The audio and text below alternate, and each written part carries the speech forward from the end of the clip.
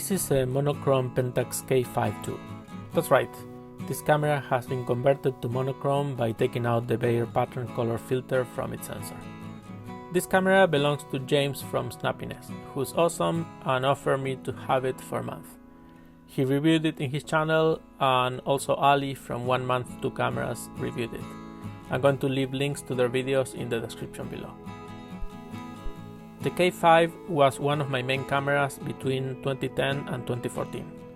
I absolutely love this body. I think this is peak Pentax DSLR. I traveled with this and a Leica M8 all the way from California to Tierra del Fuego, so I used this body a lot.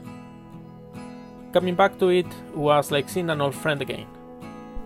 It was great to just know where everything is and be able to just use it without having to figure anything out. The conversion in this camera makes it so a lot more light gets to the sensor. Auto exposure works, but you have to set compensation to at least -2 stops. This also means that you can shoot in real low light. Now, since there's no Bayer RGB filter in front of the sensor, all pixels are used for the final grayscale image, and there is no demosaicing that needs to be done. The in-camera DNG files do need to be converted with a specific app, which all it does is save the pixels in a format that won't be processed as RGB by apps like Lightroom. The results are really nice.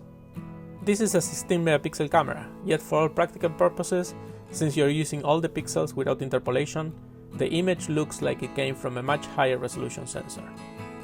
And the grain, that is the noise, it looks really organic, just like grain. I guess there's a structured geometry component to digital noise when there's the mosaicing, and that is not here. What you see looks just like film grain. Here's a couple of grain comparisons. The grain from the original K5 at the same ISO feels to me a little bit more digital, if that makes sense. Compared to the 24 megapixel Sony a7 II, the Monochrome Pentax again feels finer and more organic. All in all, this was a really nice camera to shoot with.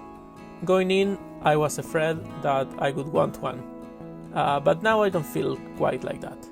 While I would love to have a monochrome Fuji X-E4 or a Ricoh GR, I don't love DSLRs anymore, and the image quality is indeed great, but I am not sure it is different enough to warrant losing all the freedom to do color or the leeway you get when converting color images to black and white. After all, as I always say, my images are more often boring than they are blurry or grainy.